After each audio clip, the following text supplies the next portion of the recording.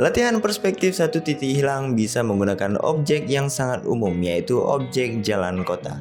Dan kali ini aku akan menggambar kota-kotanya dengan bangunan yang sederhana. Semoga mudah dipahami, ikuti terus garis tangannya dan selamat mencoba.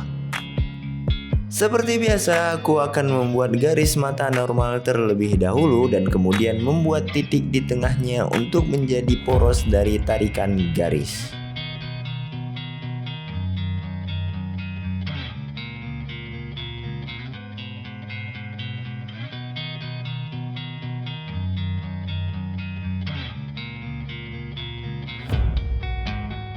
Dan inilah yang disebut garis perspektif satu titik hilang yang nantinya seluruh garis gambar akan menuju ke satu titik ini guys.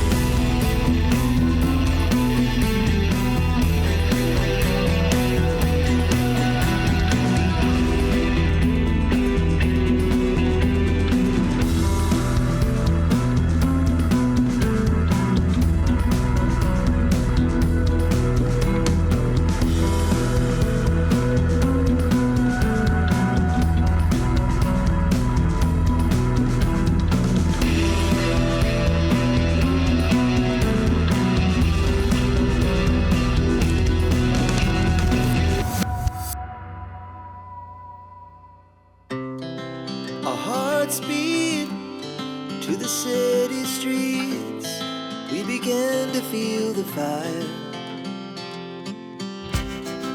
We rise like tall buildings as the chemicals, they take us higher.